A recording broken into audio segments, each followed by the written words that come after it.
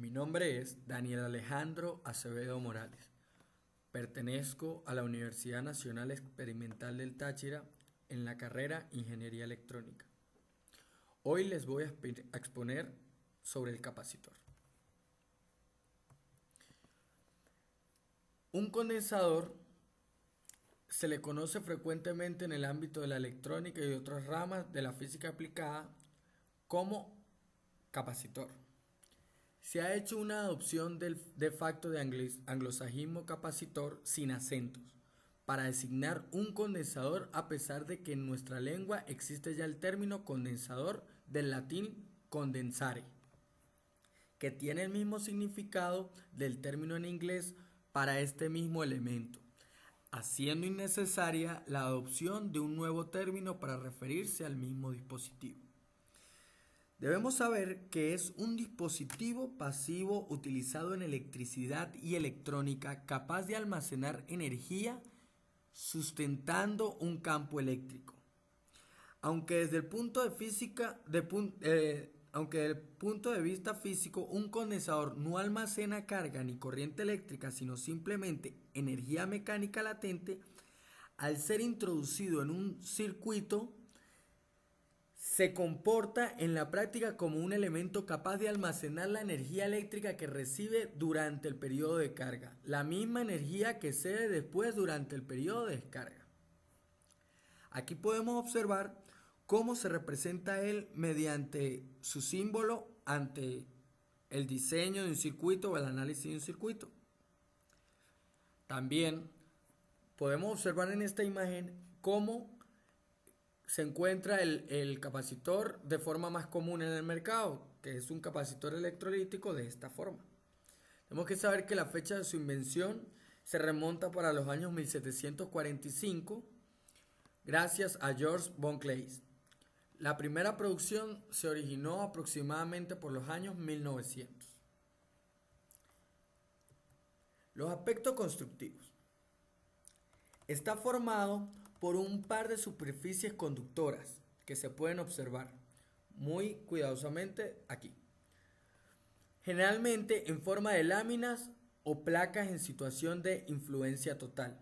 Esto es, que todas las líneas del campo eléctrico que parten de una van a parar a la otra, separadas por un material dieléctrico, se puede observar aquí el dieléctrico,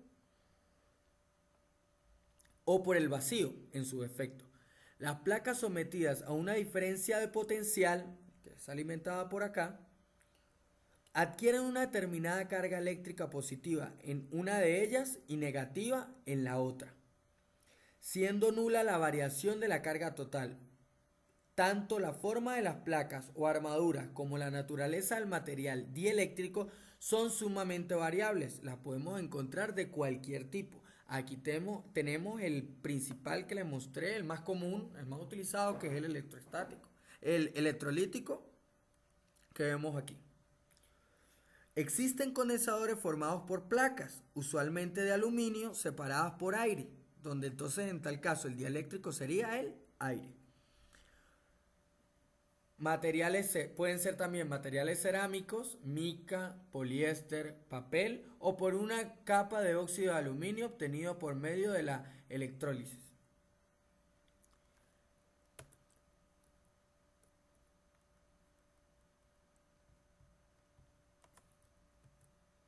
El funcionamiento. Para el funcionamiento tenemos que tener en cuenta, basándonos en lo que ya les expliqué anteriormente, que es un dispositivo de almacenamiento de energía, que esta carga almacenada en una de las placas es proporcional a la diferencia de potencial entre esta placa y la otra. Se observa aquí. Siendo la constante de proporcionalidad la llamada capacidad o capacitancia. Aquí la tenemos y la denominamos como C. En el Sistema Internacional de Unidades se mide en faradios, siendo un faradio la capacidad de un condensador en el que, sometidas sus armaduras a una diferencia de potencial de 1 voltio, estas adquieren una carga eléctrica de 1 columbio. La capacidad de un faradio es mucho más grande que la mayoría de los condensadores, por lo que en la práctica se suele indicar la capacidad en microfaradios, nanofaradios o picofaradios, ya que sus valores en la mayoría de casos son muy bajos. Los condensadores obtenidos a partir de supercondensadores son la excepción. Están hechos de carbón activado para conseguir una gran área relativa y tienen una separación molecular entre las placas. Así se consiguen capacidades del orden de cientos o miles de faradios. Muy poco usual, como dije anteriormente. Uno de estos condensadores se incorpora en el reloj Kinetic o Seiko con una capacidad de 1/3 de faradio, haciendo innecesaria la pila. También se está utilizando en los prototipos de automóviles eléctricos que hoy podemos ver en el mercado muy normalmente. El valor de la capacidad de un condensador viene definido por esta fórmula que les acabo de mostrar, en donde C, que la tenemos aquí, es la capacitancia o capacidad. Es la variable en la que vamos a determinar el valor de ese capacitor. Q1, que es la carga eléctrica almacenada en la placa 1. Y B1 y B2, B1 menos B2, es la diferencia de potencial entre la placa 1 y la placa 2. Vamos ahora a explicar la energía almacenada, donde la podemos dividir entre la carga y la descarga, teniendo en cuenta que la fórmula que conseguimos aquí son la de carga de un capacitor y la de descarga de un capacitor. Cuando aumenta la diferencia de potencial entre sus terminales, el condensador almacena carga eléctrica debido a la presencia de un campo eléctrico en su interior. Cuando ésta disminuye, el condensador devuelve dicha carga al circuito. Matemáticamente se puede obtener que la energía epsilon almacenada por un condensador con capacidad C, que es conectado a una diferencia de potencial B1 menos B2, viene dada por, aquí tienen la fórmula, donde en la carga sabemos que al conectar un condensador en un circuito, la corriente empieza a circular por el mismo a la vez el condensador va acumulando carga entre sus placas. Cuando el condensador se encuentra totalmente cargado, deja de circular corriente por el circuito. Si se quita la fuente y se coloca el condensador y la resistencia en paralelo, la carga empieza a fluir de una de las placas del condensador a la otra, a través de la resistencia, hasta que la carga es nula en las dos placas. En este caso, la corriente circulará en sentido contrario al que circulaba mientras el condensador se estaba cargando. Aquí tenemos, para la carga del capacitor, ¿sí?, que el voltaje VT, o el que yo quiera hallar, va a ser igual al voltaje final por 1 menos E a la menos T sobre RC, donde me permite encontrar el voltaje en un instante de tiempo determinado, donde podemos saber que tau es la constante de tiempo que determina el tiempo de carga o de descarga de este dispositivo, y se halla a través de que tau sea igual a RC. Aquí lo tenemos de igual manera para la corriente y para la descarga de un capacitor, donde tenemos su voltaje instantáneo y su corriente instantánea, donde, como les expliqué, BF sería la tensión o diferencia de potencial eléctrico final en el régimen estacionario. En corriente alterna sucede algo muy peculiar con los capacitores. Un condensador ideal ofrece una resistencia al paso de la corriente que recibe el nombre de reactancia capacitiva, que la tenemos aquí y la denominamos con las siglas XC, cuyo valor viene dado por la inversa del producto de la pulsación de omega, que es igual a 2pi por F. ¿Sí?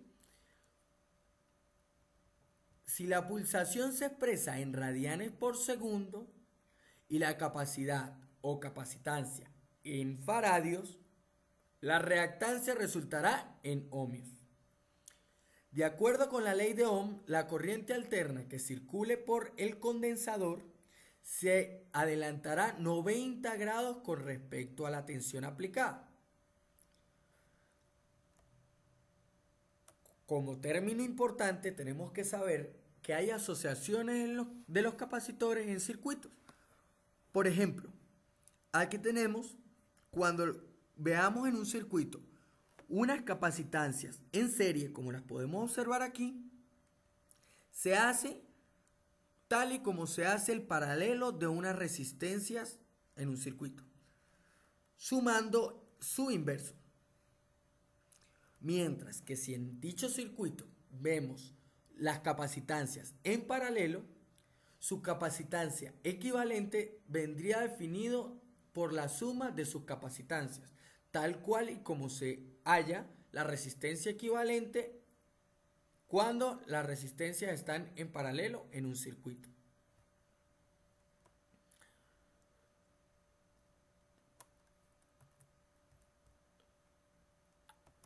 Ahora le voy a poner sobre los tipos de capacitores que conseguimos en el mercado.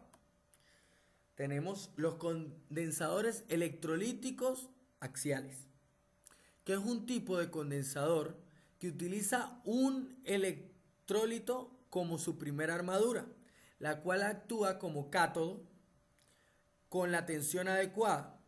El electrolito deposita una capa aislante, la cual es en general una capa muy fina de óxido de aluminio, sobre la segunda armadura o cuba ánodo, consiguiendo así capacidades muy elevadas. Son inadecuados para funcionar una corriente alterna. La polarización inversa destruye el óxido, produciendo un cortocircuito entre el electrolito y la cuba, aumentando la temperatura y por tanto arde o estalla el condensador consecutivamente. Condensadores electrólitos de tantalio, que son estos que vemos por acá. Es otro condensador electrolítico, pero emplea tantalio en lugar de aluminio. Consigue corrientes de pérdida baja mucho menores que en los condensadores de aluminio y suelen tener mejor relación capacidad-volumen. Los condensadores de poliéster están formados por láminas delgadas de poliéster sobre las cuales se deposita aluminio, que forma las armaduras, se apilan estas láminas y se conecta por los extremos. Del mismo modo, también se encuentran condensadores de policarbonato y polipropileno. También tenemos los condensadores cerámicos, ¿sí? Los condensadores cerámicos utilizan cerámicas de varios tipos para formar el dieléctrico y existen diferentes tipos formados por una sola lámina de dieléctrico. Pero también las hay formadas por láminas apiladas. Dependiendo del tipo, funcionan a distintas frecuencias, llegando hasta las microondas. Es decir, a frecuencias muy elevadas. Las aplicaciones que podemos tener de todo lo que les he explicado con respecto al funcionamiento del capacitor, podemos encontrar las baterías por su calidad de almacenar la energía, así como la capacitancia se las expliqué. La memoria por la misma cualidad. Los filtros, pues, filtros que son demasiado utilizados en el campo de la electrónica, pueden ser fuentes de alimentación. La adaptación de impedancias haciéndolas resonar a una frecuencia dada con otros componentes. De modular de AM junto con un diodo. Osciladores de todos los tipos. Pueden ser osciladores de relajación, donde sabemos que en el tiempo de descarga podemos crear ondas con la amplitud que queramos y con el periodo que queramos. Puede ser una onda cuadrada con el periodo definido. En flash de las cámaras fotográficas, los tubos fluorescentes, la compensación del factor de potencia en empresas que queramos reducirle su factor de potencia, valga la redundancia, el arranque de motores monofásicos de fase partida y para mantener corriente en el circuito y evitar caídas de tensión. Dejando muy claro cuántas utilidades podemos tener para esta capacitancia, espero les haya servido para un conocimiento general todas las instrucciones que aquí acabo de dar. Espero haya sido del agrado su exposición y espero verlos en una nueva ocasión. Gracias.